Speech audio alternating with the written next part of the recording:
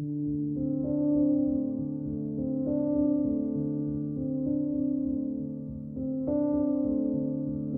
wird geschätzt, dass etwa 60% der in Hollywood Beschäftigten jüdisch sind.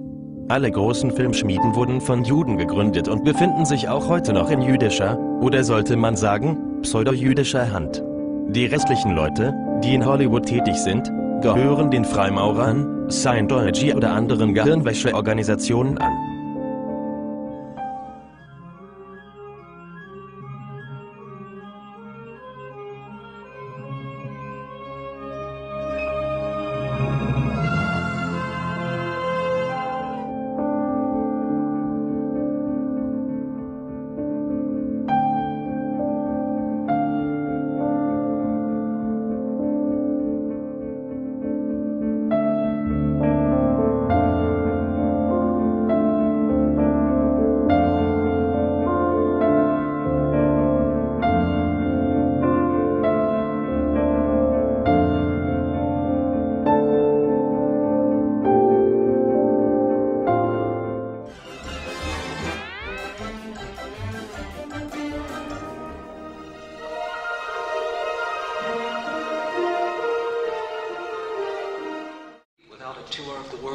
Fully automated office building. My Clamp Premier Regency Trade Center and Retail Concourse. Headquarters of Clamp Enterprises and home of CCN. Clamp Cable Network Television.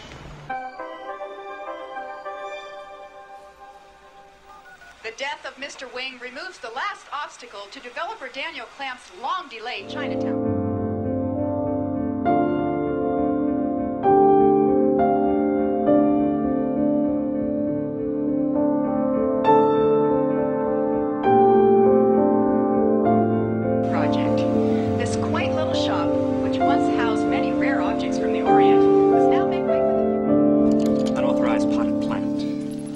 About that plant weeks ago. I talked to you about that plant. Well, I know I was going to do something, but...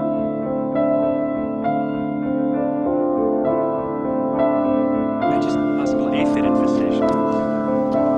What's this?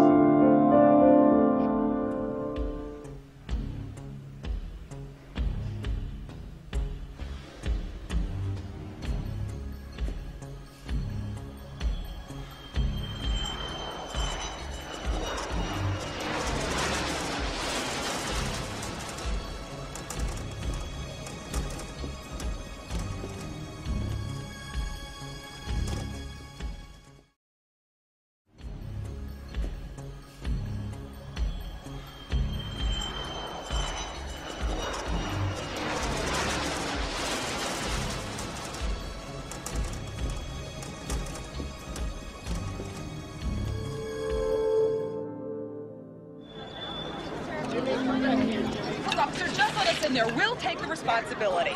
Get it, lady. Most...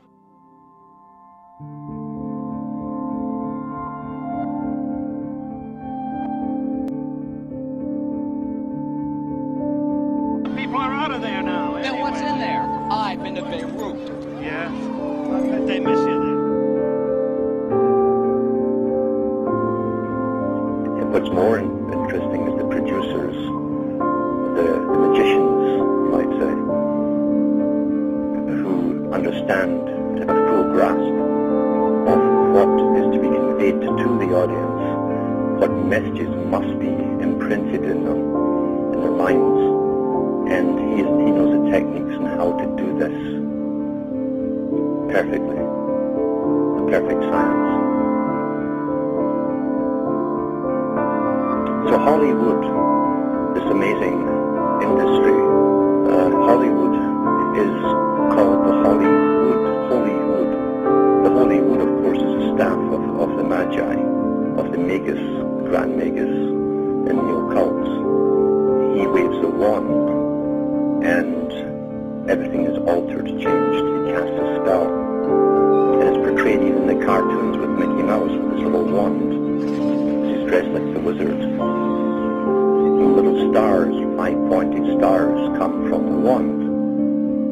And in the ancient Middle Eastern legends, all the holy men there had their staff. We even find it in the Old Testament as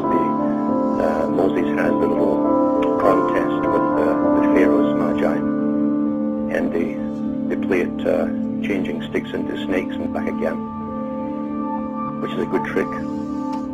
But the trick of conducting a spell over the audience is by using a staff, the holy wood.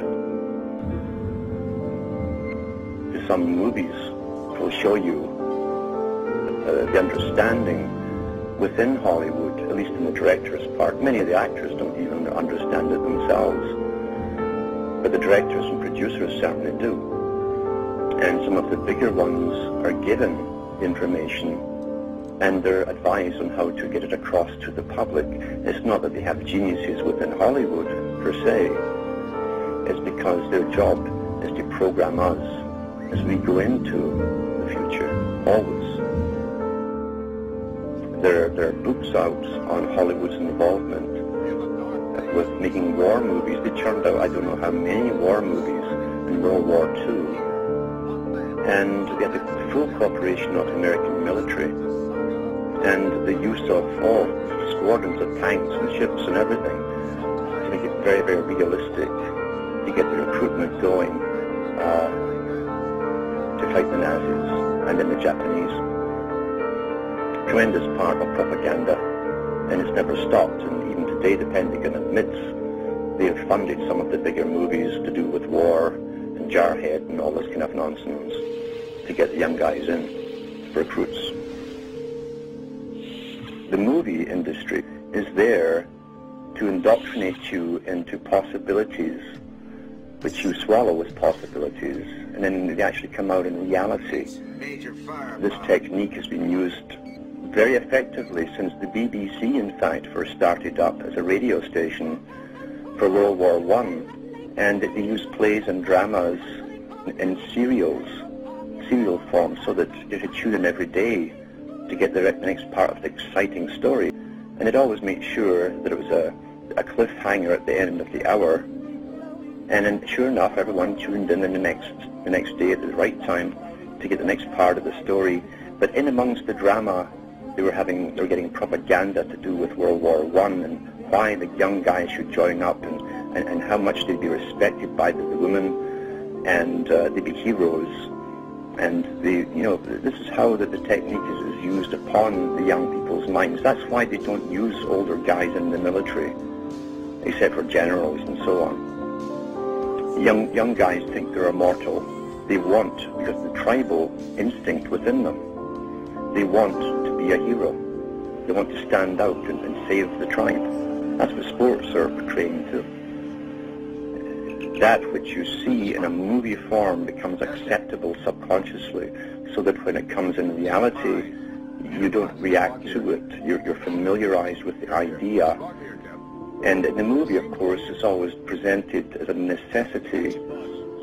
And in other words, all the bugs have been ironed out subconsciously in your mind for you. It's been downloaded into you, the whole idea and why it's done.